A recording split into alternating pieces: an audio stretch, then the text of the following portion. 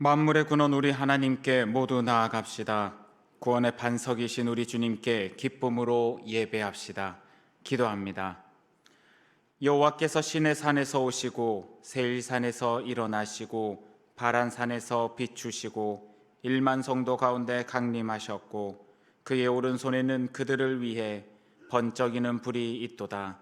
여호와께서 백성을 사랑하시나니 모든 성도가 그의 수중에 있으며 주의 발 아래에 앉아서 주의 말씀을 받는도다.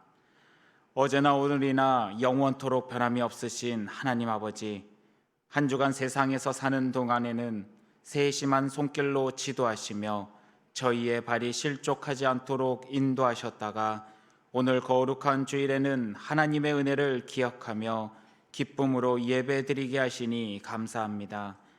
예배하는 이 시간 세상의 모든 걱정과 근심을 내려놓게 하시고 오직 하나님만을 신뢰하여 새 힘을 얻게 하여 주옵소서. 예배의 주관자 되시는 우리 구주 예수 그리스도의 이름으로 기원하옵나이다. 아멘.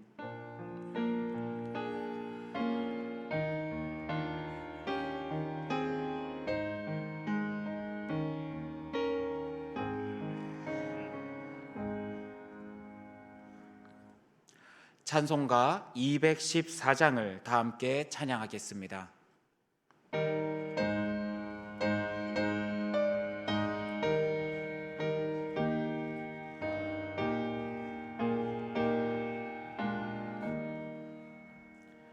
나 주의 도움 받고자 주 예수님께 빕니다.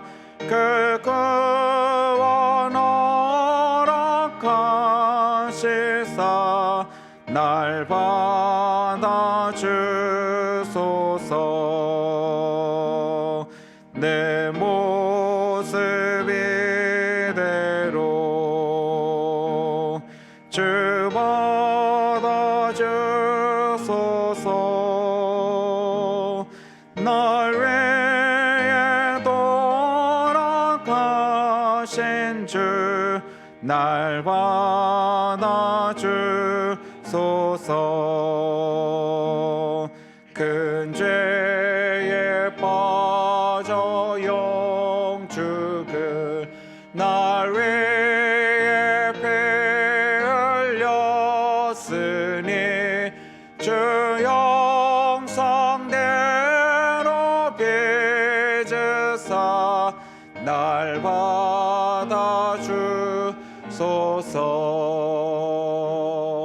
내 모습 이대로 주 받아주소서.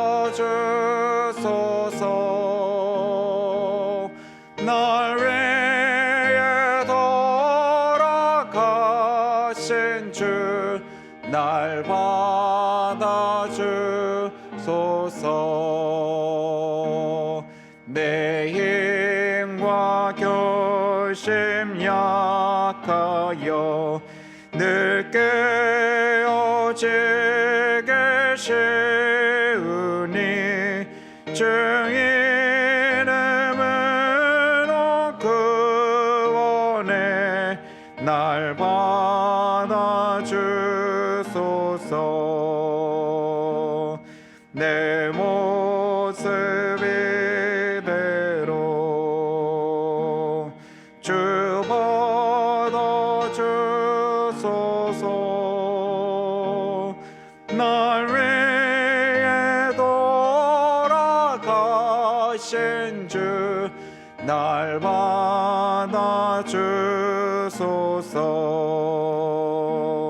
내 주님 서신 발 앞에 나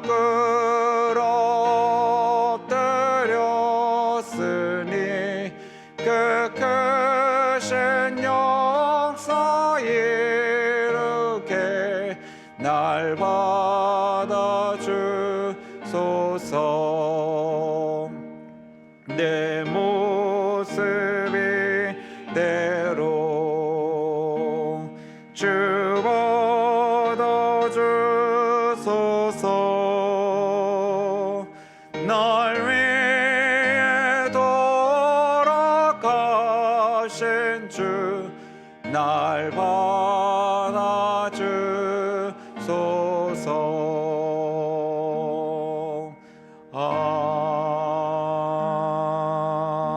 아멘.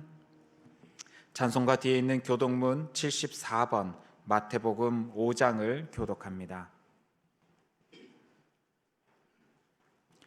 심령이 가난한 자는 복이 있나니 천국이 그들의 것이며, 애통하는 자는 복이 있나니 그들이 위로를 받을 것이며, 온유한 자는 복이 있나니 그들이 땅을 기업으로 받을 것이며, 의에 줄이고 목마른 자는 복이 있나니 그들이 배부를 것이며, 긍휼히 여기는 자는 복이 있나니 그들이 긍휼히 여김을 받을 것이며, 마음이 청결한 자는 복이 있나니 그들이 하나님을 볼 것이며, 화평하게 하는 자는 복이 있나니 그들이 하나님의 아들이라 일컬음을 받을 것이며, 의를 위하여 박해를 받는 자는 복이 있나니 천국이 그들의 것이니라. 나로 말미암아 너희를 욕하고 박해하고 거짓으로 너희를 거슬러 모든 악한 말을 할 때에는 너희에게 복이 있나니 기뻐하고 즐거워하라. 하늘에서 너희 상이 큼이라. 너희 전에 있던 선지자들도 이같이 박해하였느니라. 아멘. 다 함께 새롭게 번역된 사도신경으로 우리의 신앙을 고백하겠습니다. 나는 전능하신 아버지 하나님, 천지의 창조주를 믿습니다.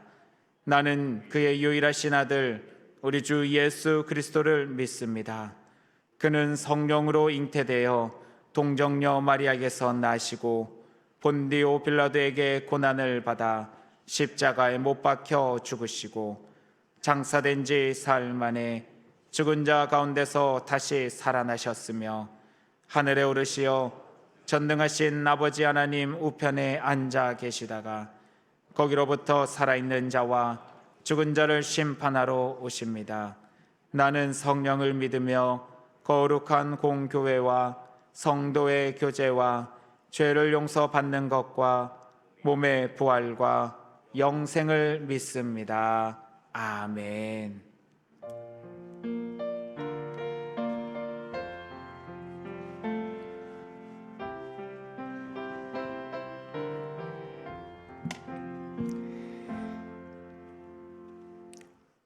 기도드리겠습니다. 사랑과 은혜가 풍성하신 하나님 아버지, 오늘 거룩한 주일을 맞아 저희들을 주님의 전으로 불러 모아 예배하게 하시니 감사합니다. 한 주간도 주님의 은혜와 사랑 가운데 믿음으로 살게 하시고 때로는 넘어지고 부족했을지라도 변함없이 저희를 붙들어 주신 그 사랑에 감사드립니다. 저희에게 생명을 주셔서 호흡하게 하시며 먹고 마실 것을 허락하시고 저희의 삶을 인도하는 모든 순간에 주님의 손길이 있음을 고백합니다. 말로 다 표현할 수 없는 한량없는 은혜에 저희의 마음을 다해 찬양과 감사를 올려드립니다. 이 시간 주님의 몸된 교회를 위해 기도합니다. 저희 교회가 진리의 말씀에 믿음으로 굳건히 서서 이 지역 사회의 빛과 소금의 역할을 감당하게 하옵소서. 주님 안에서 믿음으로 사랑과 섬김으로 연약한 지체들을 돌보게 하시며 그리스도의 향기를 널리 전하는 복음 공동체가 되게 하시옵소서.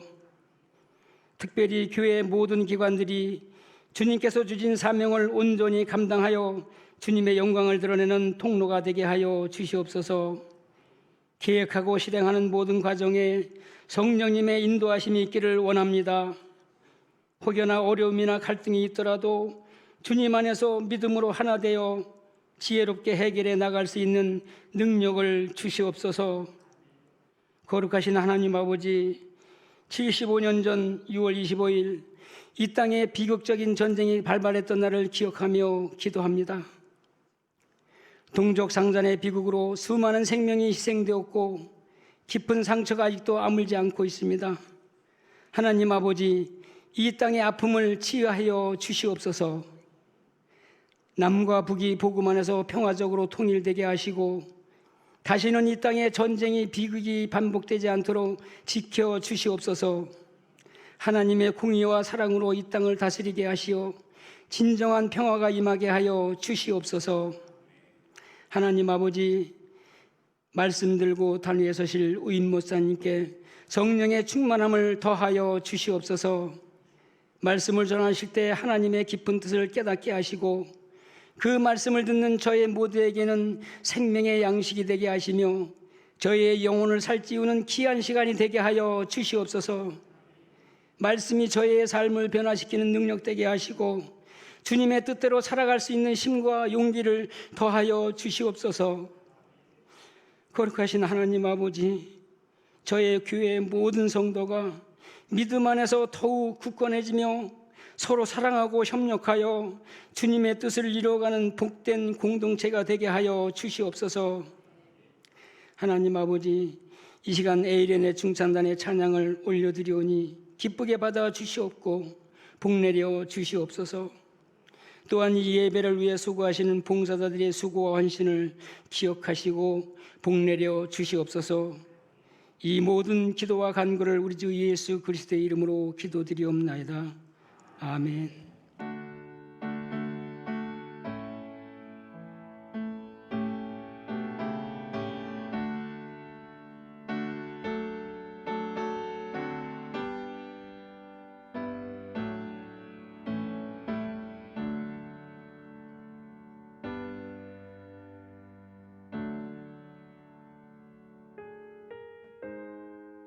(6월 22일) 교회 소식입니다. 오늘은 성령 강림절 후 둘째 주일입니다. 다음 주일은 성령 강림절 후 셋째 주일입니다. 오늘 오후 찬양 예배는 여전도회 연합회 주관 6.25 기념예배로 드립니다. 피택자 교육이 오늘 오후 3시 40분 부엘세바실에서 있습니다. 당회 안내입니다. 오늘 오후 1시 20분 장소는 과관련실입니다. 권사회 안내입니다. 오늘 점심 식사 후 초등부실에서 있습니다. 광릉내교회 전교인 화재 대피 훈련 및 응급처치 교육 안내입니다. 29일 주일 3부 예배 축도 후 3부 예배에 참여하신 모든 성도 및 전 교육부 부서가 참여합니다. 당일 주차장이 혼잡할 수 있으니 가능하신 분은 대중교통을 이용해 주시기 바랍니다.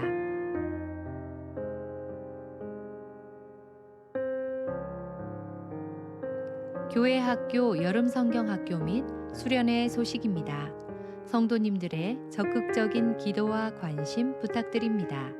일정은 주보를 참고해 주시기 바랍니다. 여름 성경학교 및 수련회 찬조금은 교육위원회 이름으로 헌금하시기 바랍니다. 추억 만들기 성지순례 참가자를 모집합니다. 28일 토요일 오전 8시 30분 교회에서 출발합니다. 선착순 40명을 모집합니다. 장소는 용인 순교자 기념관 화성 제암리 교회입니다. 성도님들의 많은 참여 바랍니다. 주일 점심 식사 배식 및 봉사 담당 안내입니다. 이번 주는 화평 1구역에서, 다음 주는 가정 예배로 드립니다. 오늘 주방 섬김인은 홍순일, 강명애, 김남희, 김영일, 김명순 권사님께서, 다음 주는 가정 예배로 대신합니다. 식사 찬조는 민들레 구역 하연숙 권사님께서 기도해 주심으로 장례의 모든 절차가 하나님의 은혜 가운데 있었음을 감사드리며 찬조해 주셨습니다. 꽃꽂이는 동부 1-5B 구역 허야용 한난신 집사님의 가정에서 어버이 은혜에 감사드리며 찬조해 주셨습니다. 이상으로 교회 소식을 마치겠습니다. 광릉내교회 성도 여러분 힘내세요. 주님께서 하십니다. 교우 소식을 알려드립니다. 슬픔 당한 가정이 있습니다. 민들레 구역의 하연숙 권사님의 부군이신 이영주 지사님께서 하나님의 부르심을 받으셔서 지난 주간 장례를 은혜 가운데 마쳤습니다. 슬픔 당한 유족을 위해 위로해 주시고 기도해 주시기 바랍니다. 그리고 두 번째 광고입니다. 목회 동정 잠시 말씀드립니다. 위임 목사님께서 내일부터 2주간 휴가를 보내십니다. 영적으로 육적으로 잘 충전하고 오실 수 있도록 함께 기도해 주시기 바라겠습니다. 우리 찬송가 370장을 다 함께 찬양하겠습니다.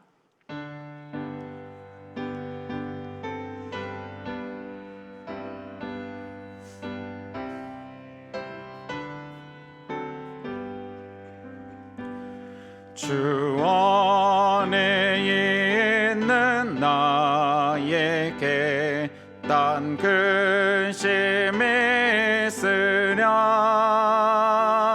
십자가 밑에 나가 내 짐을 풀었네 주님을 찬송하면서 할렐루야 할렐루야 내 앞길 멀고 험해도 나 주님만 따라가리 그 두려움이 변하여 내게도 되었고 전날의 한숨 변하여 내 노래 되었네 주님을 찬송하면서 할렐루야 할렐루야 내 앞길 멀고 험해도 나 주님만 따라가리 내 주는 자비하셔서 늘 함께 계시고 내 궁핍함을 아시고 늘 채워주시네 주님을 찬송하면서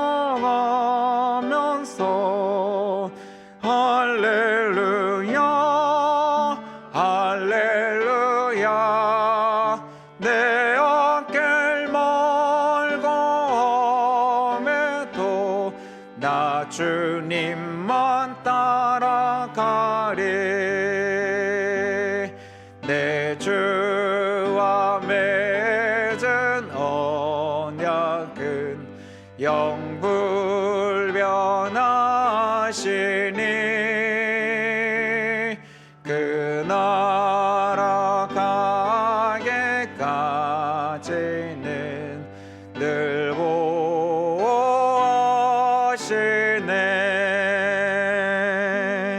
주님을 찬송하면서 할렐루야 할렐루야 내 앞길 멀고 험해도 나 주님만 따라가리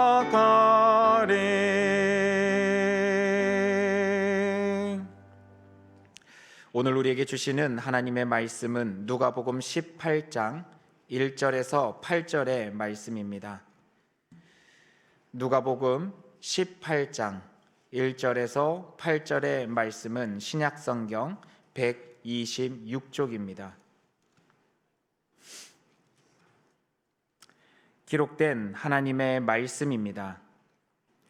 예수께서 그들에게 항상 기도하고 낙심하지 말아야 할 것을 비유로 말씀하여 이르시되 어떤 도시에 하나님을 두려워하지 않고 사람을 무시하는 한 재판장이 있는데 그 도시에 한 과부가 있어 자주 그에게 가서 내 원수에 대한 나의 원한을 풀어 주소서 하되 그가 얼마 동안 듣지 아니하다가 후에 속으로 생각하되 내가 하나님을 두려워하지 않고 사람을 무시하나 이 과부가 나를 번거롭게 하니 내가 그 원한을 풀어 주리라.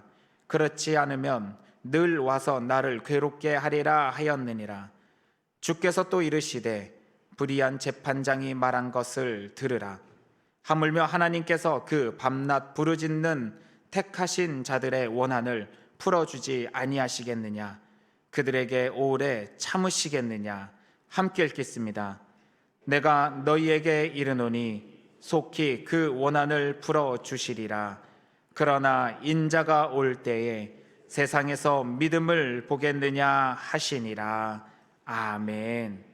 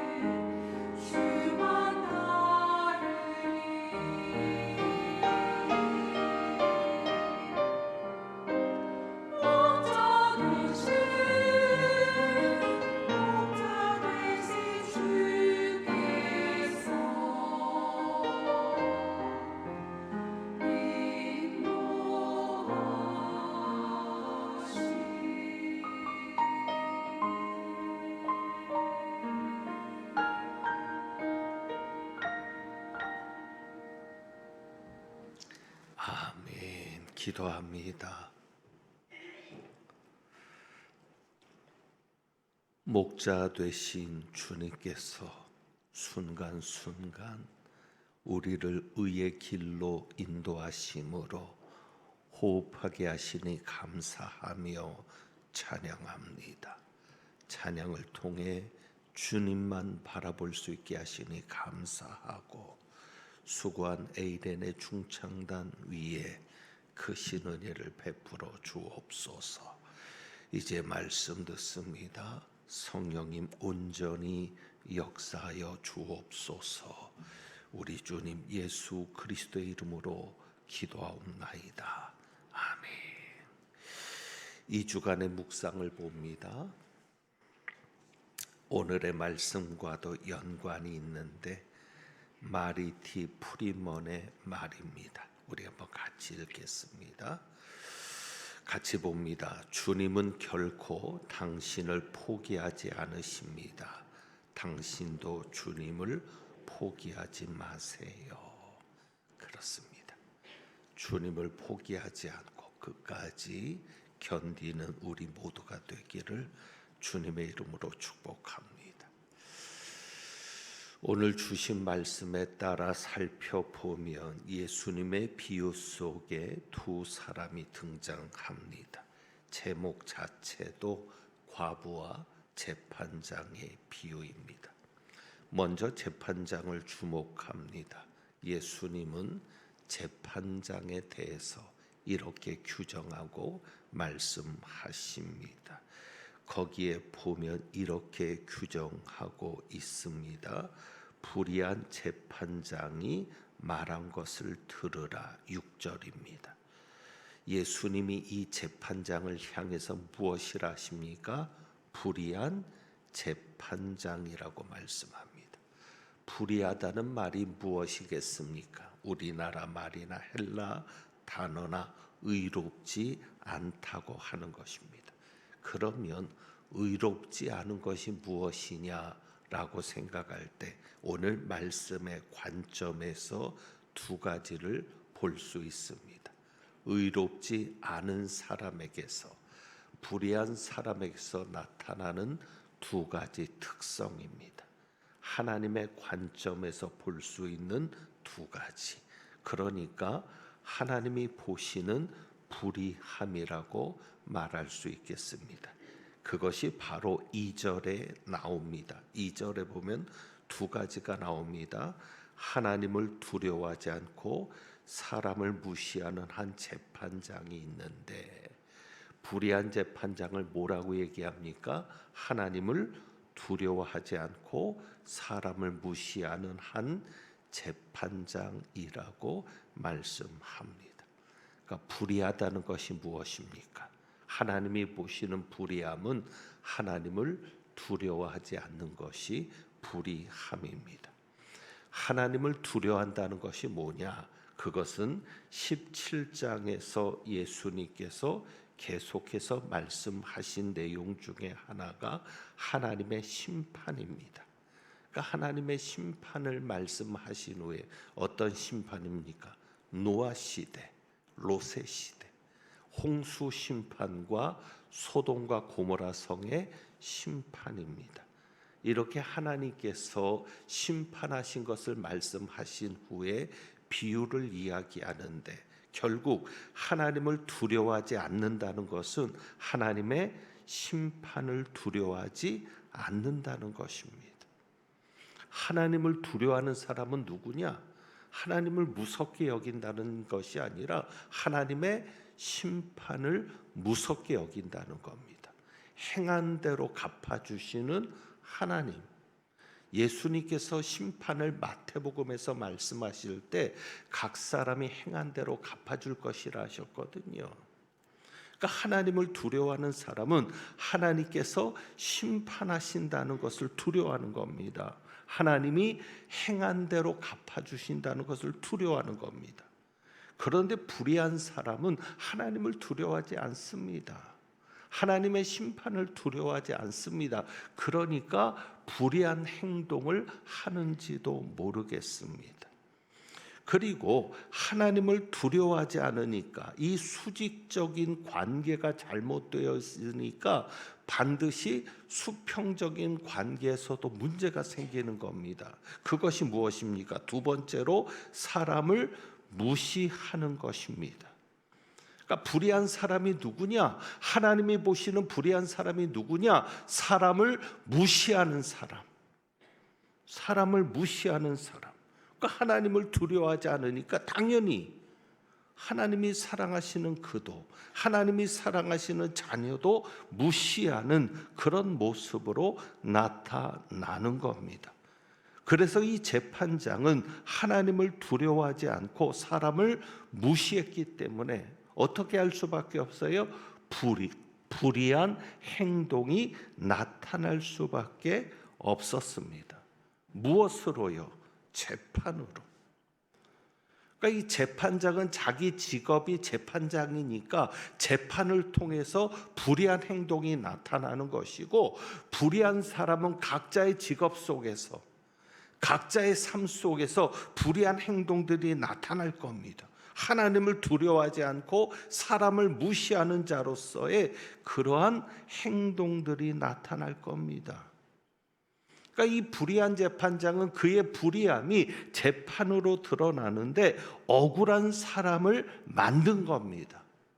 어떻게 억울한 사람을 만들었어요? 재판을 제대로 하지 않은 거예요. 3절에 보니까 그 도시에 한 과부가 있어 자주 그에게 가서 내 원수에 대한 나의 원한을 풀어주소서 하되, 이 과부가 자주 그에게 가서 원한을 풀어달라고 얘기합니다. 이 원한을 풀어달라는 말이 무엇이냐면 헬라어로 액티케오입니다. 액티케오.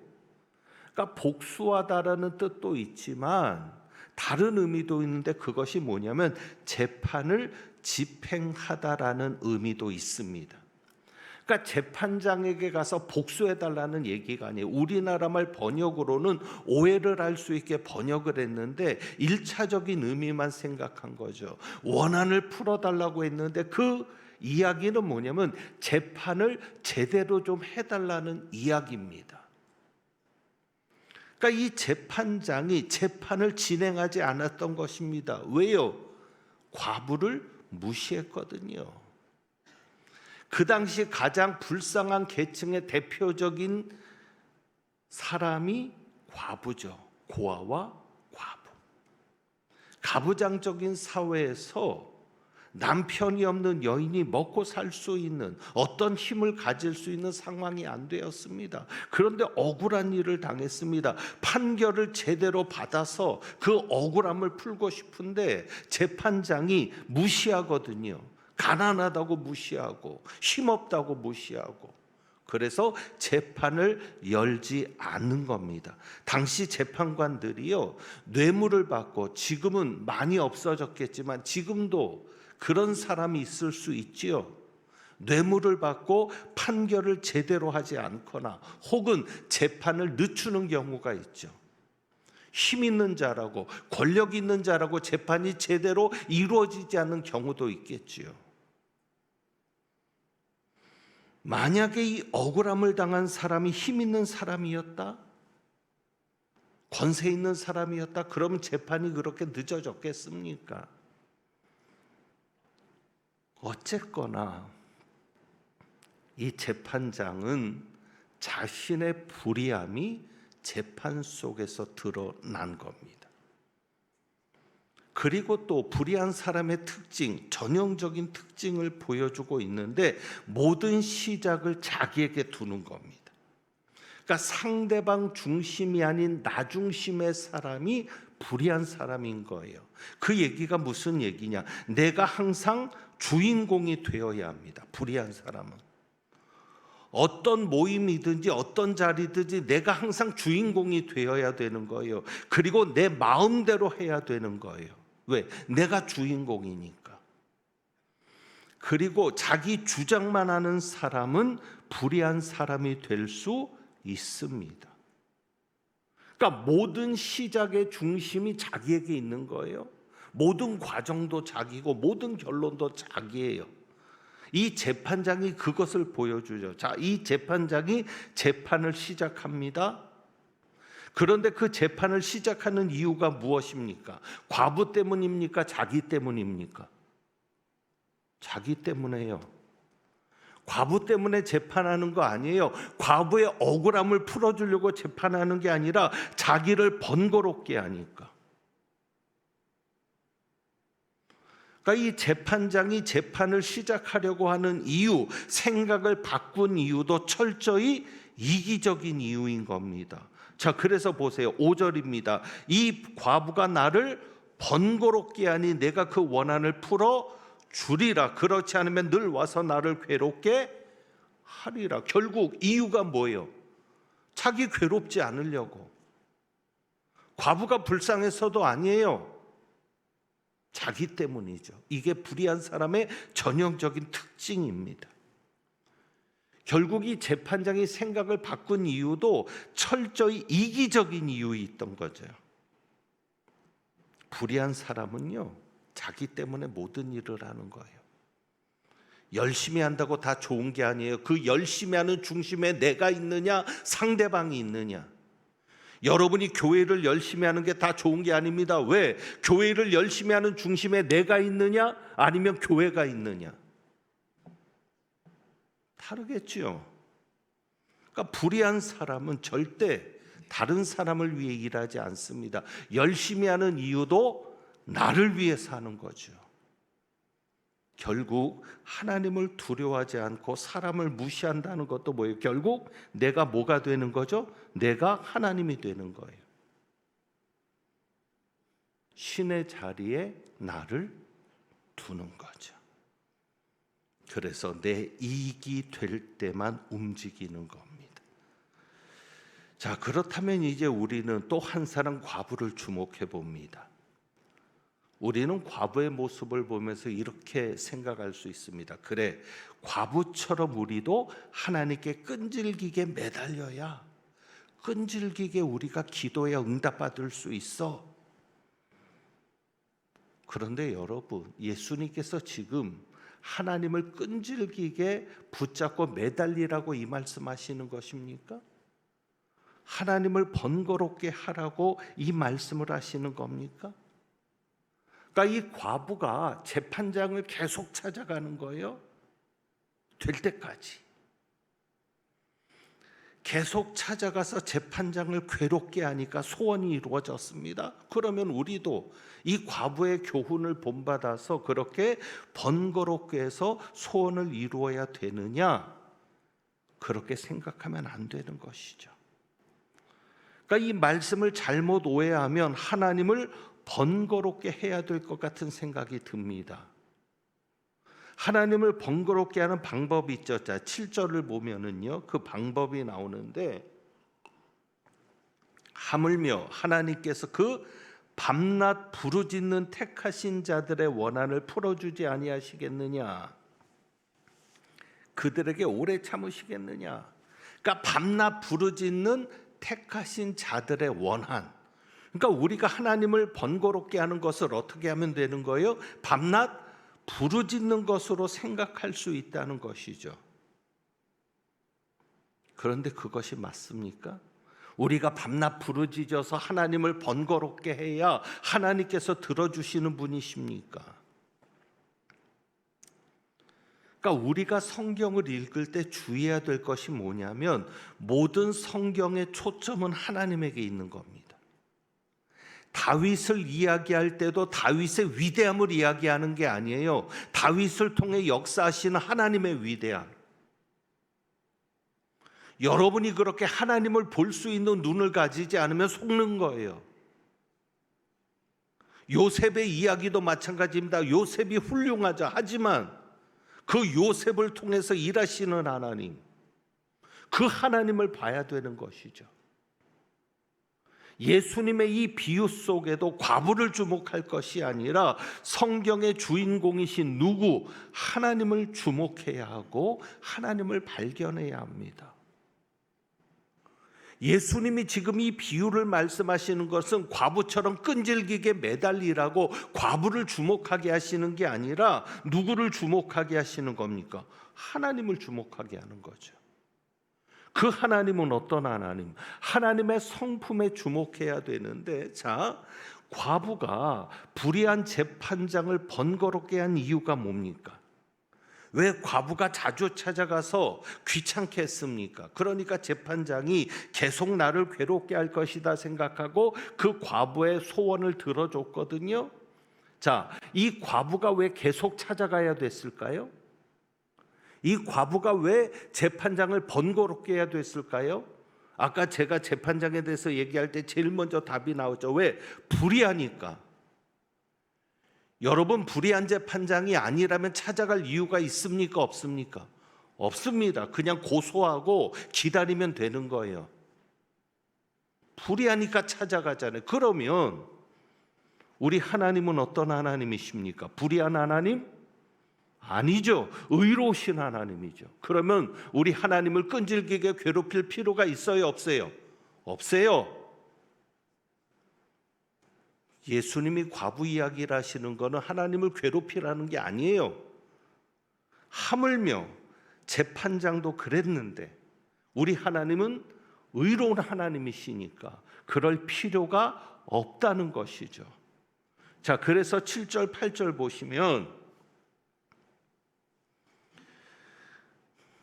예수님께서 이 말씀하십니다. 하물며 하시면서 그들에게 오래 참으시겠느냐. 불의한 재판장도 그랬는데 우리 하나님은 어떤 하나님이신 거예요? 오래 참으시겠느냐. 그 다음에 8절에 보세요. 내가 너에게 이르노니 어떻게 늦게 속히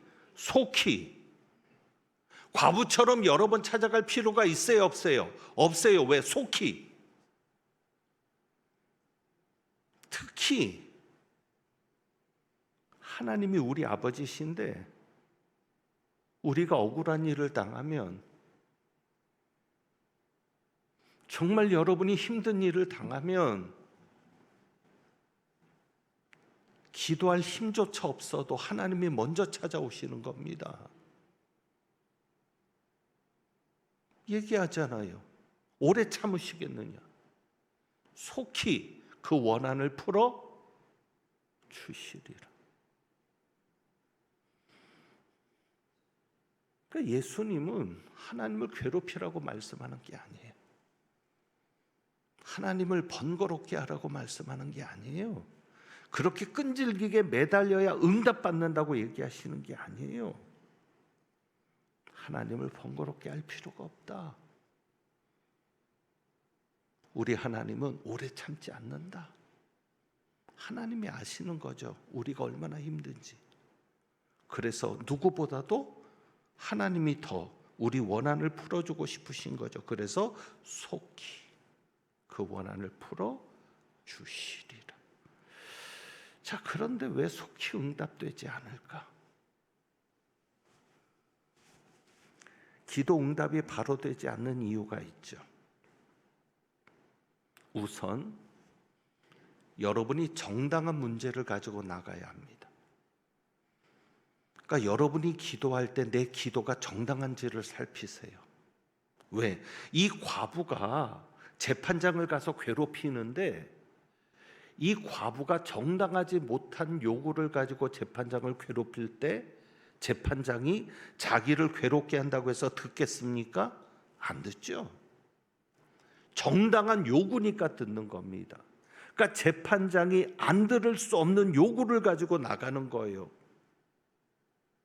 우리 하나님도 마찬가지죠. 하나님의 뜻과는 상관없는 것을 가지고 여러분이 매달린다고 하나님이 응답하시겠습니까? 여러분이 아무리 금식하고 철야하고 어린 자녀가 부모에게 떼쓰듯이 밥을 안 먹고 사달라는 거예요. 그런다고 사주겠냐고요. 사주면 안 되는 것인데. 우리 하나님도 마찬가지죠. 속히 응답되지 않을 때는 여러분이 살펴야 합니다. 내 기도가 지금 하나님의 뜻에 맞는 기도냐, 하나님의 계획에, 하나님의 섭리 속에 맞는 것을 가지고 내가 하나님께 나가고 있는지. 그리고 예수님께서 말씀하시는 비유의 목적을 우리가 먼저 분명히 알아야죠. 자, 1절을 봅니다. 1절. 예수께서 그들에게 항상 기도하고 낙심하지 말아야 할 것을 어떻게 비유로 말씀하니까 비유하시는 목적이 뭐요? 항상 기도하고 낙심하지 않도록. 그리고 자 8절을 보세요. 내가 너에게 이르노니 속히 그 원한을 풀어주시리라면서 그러나 인자가 올 때에 세상에서 믿음을 보겠느냐? 왜 믿음을 보겠느냐라고 말합니까? 속히 원한을 풀어주시는 하나님이신데 그러나 그렇지 못할 때가 있다는 거죠. 그럴 때 무엇을? 믿음을 가지고 있어야 되는데 그 원한이 속히 풀어지지 않으니까 점점 믿음을 가진 사람들이 어떻게 되는 겁니까? 사라지는 거죠. 그래서 이 믿음을 가진 사람은 어떻게 합니까? 1절에 보면 믿음을 가진 사람이라면 그 원한이 속히 풀어지지 않더라도 어떻게 해요? 항상 기도하고 낙심하지 않을 것 아닙니까? 그러니까 예수님께서 세상에서 믿음을 보겠느냐 인자가 올 때 그 얘기는 뭐냐면 예수님이 재림하실 때 믿음을 보지 않고 구원한다는 얘기가 아니라 그만큼 믿는 자가 적다 많다. 적다. 그만큼 예수님이 올 때는 믿음을 지키기가 힘들다. 믿음을 가지고 있기가 힘들다. 그럼 그 믿음이 뭐냐는 거죠. 항상 기도하고 낙심하지 않는 게 믿음인데 그런 믿음을 가지고 있을 자를 볼 수 있겠느냐. 그런데 여러분 여기에서 예수님은 두 가지를 구분하시는 겁니다. 항상 기도해라. 낙심하지 말아라. 그러니까 낙심하지 말고 기도하라는 게 아니에요. 이게 하나가 아니라 우리는 두 가지를 가지고 살아야 되는 거예요. 항상 기도하는 삶, 그리고 낙심하지 않는 삶. 예수님은 지금 이 두 가지를 말씀하시는 거고 이 두 가지가 믿음인 거예요. 믿음 있는 사람은 어떤 사람이냐? 항상 하나님께 기도하는 사람이라는 거죠. 그리고 믿음 있는 사람은 어떤 사람입니까? 낙심하지 않는 사람이라는 거죠. 그러니까 왜 하나님이 속히 우리의 기도에 응답하지 않으시냐? 그것은 우리를 훈련시키기 위한 것이라는 거죠. 무슨 훈련? 믿음의 훈련. 어떤 믿음? 항상 기도하는 사람 만들려고. 왜? 속히 응답하면 그 다음부터 기도하지 않을 거 아니에요? 여러분 기도할 것이 없어도 기도하실 수 있겠어요? 여러분이 승승장구하고 태평무사하고 아무 일도 일어나지 않아도 기도하실 수 있겠어요?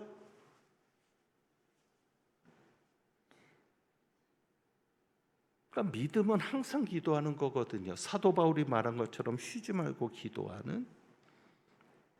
그리고 믿음은 낙심하지 않는 것인데 하나님께서는 속히 응답하시고 싶은데 우리를 훈련시키길 원하시는 거죠. 어떤 훈련이요? 항상 기도하게 하는 훈련. 그리고 낙심하지 않고 누구를 바라보는?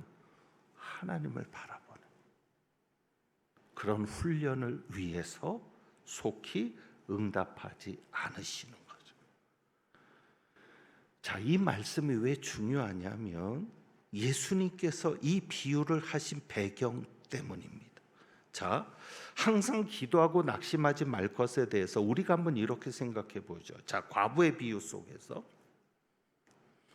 이 과부와 재판장의 비유 속에서 항상 기도하고 낙심하지 않는 것에 대해 생각한다면 이렇게 생각할 수 있죠. 이 과부가 재판장이 들어줄 때까지만 항상 기도하고 낙심하지 않으면 되는가? 단순히 이것을 기도 응답의 관점에서만 항상 기도하고 낙심하지 말 것은 너희가 문제가 있을 때 기도하면, 너희가 어떤 응답받을 것이 있을 때 기도하면 꼭 이것을 잊지 말아야 된다. 항상 기도해야 된다. 언제까지? 응답될 때까지. 그리고 기도하면서 어떻게 해야 된다? 낙심하지 말아야 된다. 예수님께서 지금 그 얘기를 하고 싶으신 거냐고요. 자, 그러면 생각해 보자고요.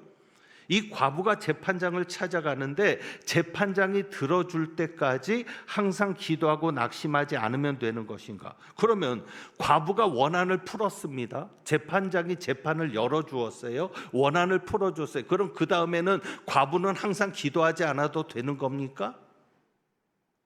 아니죠. 그러니까 항상 기도하고 낙심하지 말라는 것은 응답받기 위한 방법이 아니라는 것이죠. 예수님께서 지금 이 비유를 말씀하시는 것은 하나님의 성품에 초점을 맞추게 하는 거고, 정말 하나님이 우리에게 원하시는 것은 무엇입니까? 항상 기도하는 것을 원하시고요, 낙심하지 않고 사는 것을 원하세요. 그래서 바울을 통해서도 쉬지 말고 기도하라, 이것이 하나님의 뜻이라고 말씀하잖아요. 자, 왜 그러냐? 우리가 문제가 없을 때도 항상 기도해야 되는데 왜 항상 기도해야 되느냐? 이제 중요한 배경이 여기 있는 거죠. 누가 오시기 때문에? 예수님이 오시기 때문에. 인자가 임할 때가 오기 때문이라는 거죠. 그래서 17장하고 같이 봐야 되는 겁니다. 제가 늘 얘기하죠. 성경은 그 부분만 봐서는 안 된다고. 그러면 그냥 수박 겉핥기식으로만 가는 거예요. 정말 예수님께서 말씀하시는 그 목적, 그 초점, 그 마음을 우리가 들여다보려면 예수님이 지금 이 말씀만 하신 게 아니잖아요. 17장을 쭉 얘기하면서 하시는 거니까. 17장에 뭐를 얘기합니까? 22절 보실까요? 22절. 또 제자들에게 이르시되 때가 이르리 너희가 인자의 날 하루를 보고자 하되 보지 못하리라. 인자의 날을 말씀하시죠. 인자의 날이 뭡니까? 24절. 인자도 자기 날에 그러하리라. 자기 날이라고 말씀하죠. 그리고 30절 뭐라고 얘기해요? 인자가 나타나는 날. 무엇입니까? 예수님이 재림하시는 날이죠. 예수님이 재림하시는데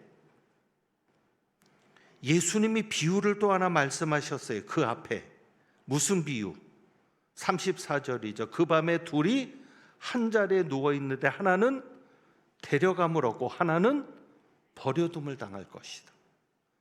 그리고 35절. 두 여자가 함께 맷돌을 갈고 있는데 하나는 데려감을 얻고 하나는 버려둠을 당할 것이다. 제가 순서에 따라서 심야기도 때 이 말씀을 전했는데 마태복음에는, 누가복음에는 없음 그래놓고 다른 사본에, 배자 사본입니다. 다른 사본에 두 사람이 밭에 있는 것을 이야기했다라고 말합니다. 이 밭에 관한 것은 마태복음에 있습니다. 그러니까 마태복음에는 두 가지가 나와요. 밭에 있다, 그리고 맷돌을 갈고 있다. 누가복음에는 하나가 또 추가되는 거죠. 누워 있는 것. 자, 뭐냐면 두 사람이 똑같은 장소에 있습니다. 똑같은 일을 하고 있어요.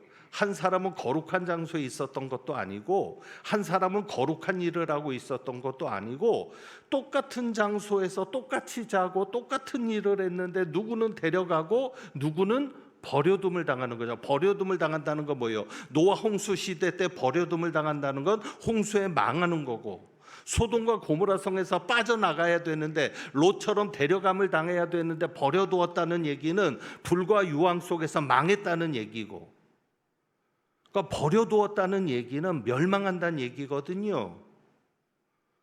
근데 장소가 다른 게 아니에요. 교회 있으면 구원받고 교회 밖에 있으면 구원 못 받는 게 아니라, 예배드려야 구원받고 직업적으로 돈 벌고 있으면 예수님이 버려둔다는 얘기가 아니라, 똑같은 장소 똑같은 일을 하는데 누구는 데려가고 누구는 버려두시는데 그 차이가 무엇이냐는 거죠. 마태복음 24장 42절에는 이 말씀을 얘기하실 때 그러므로 깨어 있으라, 주가 어느 날에 너희 주가 임할는지 너희가 알지 못함이니라. 그러니까 누구는 데려가고 누구는 데려가지 않았습니까? 깨어있는 자. 육신적으로는 잘지라도 영적으로는 깨어있는 자. 그래서 이런 말씀도 하셨어요. 도둑의 얘기를 하면서 도둑이 올 때 집주인이 깨어 있으면 그 집을 뚫지 못하게 하였을 것이다. 준비하고 있으라는 거죠. 준비된 자. 그러면 예수님이 재림하실 때 준비된 자가 누굽니까? 항상 기도하고 낙심하지 않는 자. 결국 예수님은 지금 그 방향을 보고 얘기하시는 게 단순히 기도에 대한 교훈이 아니라 그날을 준비해야 한다. 어떻게 준비하는 삶이 되느냐? 항상 기도해라. 그리고 낙심하지 말아라. 우리가 낙심할 수 있잖아요. 왜? 기도했는데 안 되거든요. 예수 안 믿는 사람들이 더 잘 살거든요. 나는 그렇게 예수 잘 믿어보려고 했는데 안 되거든요. 그러니까 낙심할 수 있죠. 여러분, 코로나 때 그 이후에 지금 회복이 안 되고 있습니다. 떨어져 나간 겁니다. 인자가 올 때 믿음을 보겠느냐?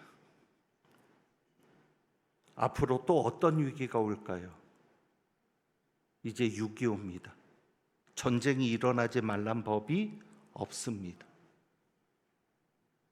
그러면 누가 끝까지 믿음을 지키고 있을까요? 지금도 이렇게 먹고 살기 힘들다고 교회를 떠나는데, 땅의 문제 때문에, 세상의 문제 때문에 교회를 떠나고 예수님을 떠나는데, 예수님이 재림하실 때 정말 힘든 때인데, 그것이 마태복음 24장이고 누가복음 17장이고 그만큼 힘드니까 믿음을 보겠느냐? 예수님도 탄식하시는데 우리는 끝까지 남는 자가 되어야 합니다. 데려감을 당하는 자가 되어야 합니다. 항상 기도하고 낙심하지 않는 자가 되어야 합니다. 왜요? 22절입니다. 22절에 하늘에서 내게 무엇이 있으리라? 보아가 있으리라. 우리는 무엇을 보고 사는 사람? 하늘을 보고 사는 사람. 그리고 30절, 현세 여러 배를 받고 내세 영생을 받지 못할 자가 없느니라. 우리는 무엇을 보고 사는 사람? 영생을 보고 사는 사람. 예수님은 지금 그 방향까지 보시는 거예요. 단순히 이 땅에서의 문제를 가지고 기도해라, 하나님을 번거롭게 해라, 귀찮게 해야 하나님이 역사하신다는 게 아니라, 그래야 우리가 기도하는 사람 되어서, 항상 기도할 수 있는 사람 되어서, 그리고 낙심하지 않는 사람 되어서, 언제까지? 예수님이 이 땅에 다시 오실 때까지, 그리고 우리가 주님 앞에 설 때까지 믿음을 지켜갈 수 있기 때문에, 항상 기도하고 낙심하지 않는 사람 될 수 있기 때문에 예수님이 그 목적을 가지고 여러분에게 말씀하시니 항상 기도하고 낙심하지 않는 믿음의 사람 되시길 주님의 이름으로 부탁합니다. 그래서 오늘 우리가 이 찬양 드려봅니다. 오늘 집을 나서기 전 기도했나요? 우리가 매일 집을 나서잖아요. 매일 기도했냐는 거죠. 그리고 기도하는 이 시간 361장 찬양합니다. 1절 4절만 찬양하겠습니다. 361장은 이것도 굉장히 가사가 좋기 때문에 오늘 이렇게 찬양하겠습니다.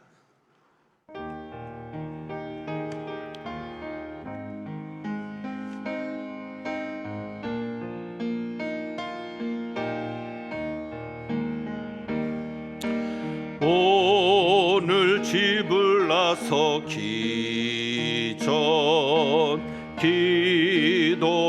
기도했나요? 오늘 받을 종 위에 호소했나요? 기도는 우리의 한식, 빛으로 인도하니 앞이 앞이 캄캄할 때 잊지 마세요. 잊지 마세. 3절합니다. 어려운 시험 당할 때 기도했나요?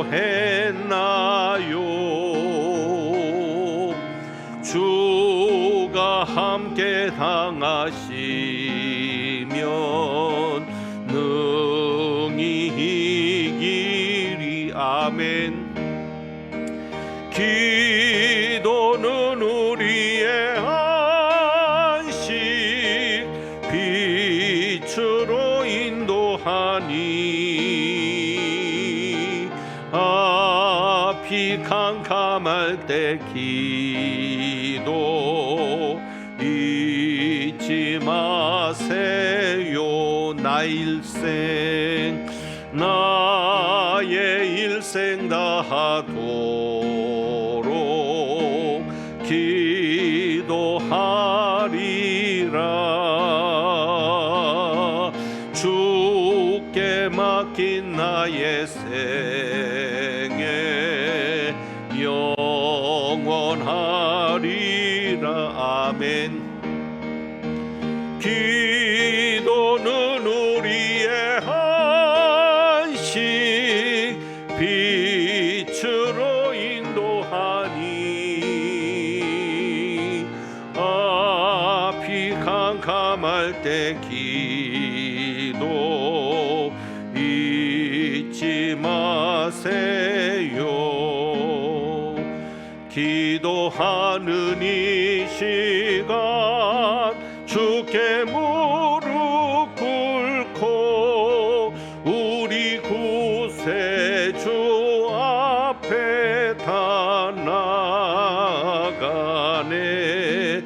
믿음으로 나가면 주가 보살피사 크신 은혜를 주네. 거기 기쁨이. 4절합니다.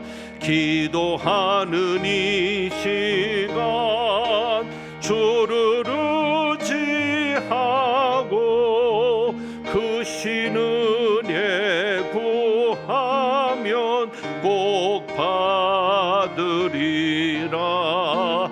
의지하는 마음에 근심 사라지고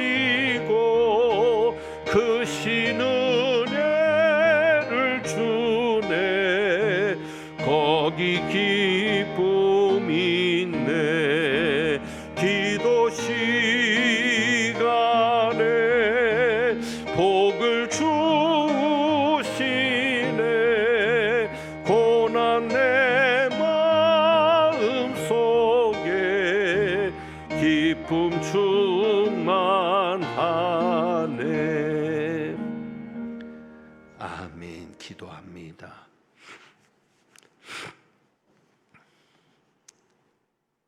우리를 사랑하시는 아버지 하나님, 아버지께서는 누구보다 우리를 향하여 오래 참지 않으시고 속히 응답하여 주시기를 원하는 것을 믿습니다. 그럼에도 속히 응답되지 않는 것이 있을 때 낙심하고 절망할 수밖에 없으나 이를 통하여 문제가 있을 때만 기도하는 우리들이 아니라 항상 기도하며 아버지 하나님을 생각하고 낙심하지 않는 저희들 믿음의 사람 되게 하옵소서. 그래서 예수님께서 이 땅에 오실 때 기쁨으로 준비되어 예수님을 맞으며 주님 앞에 당당히 설 수 있는 저희들 되게 하옵소서. 오늘도 귀한 예물을 주님 앞에 정성껏 구별하여 드립니다. 아버지, 이 예물 받아 주옵시고 물질로 인해 어려움 겪지 않도록 주여 도와주시고 저희들이 기도할 때에 하늘에서 만나와 메추라기로 공급하신 것처럼 공급하시는 하나님을 경험하는 저희들, 예물 드리는 가정들, 손길들 되게 하옵소서. 하나님은 내게 복을 주시고 너를 지키시기를 원하며 하나님은 그의 얼굴을 내게 비추사 은혜 베푸시기를 원하며 하나님은 그 얼굴을 내게로 향하여 드사 평강 주시기를 원하노라.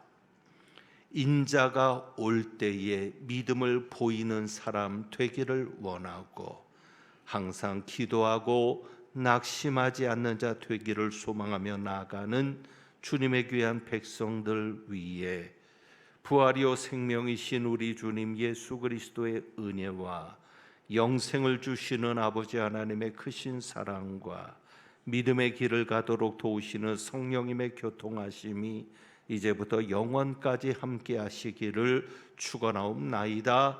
아멘.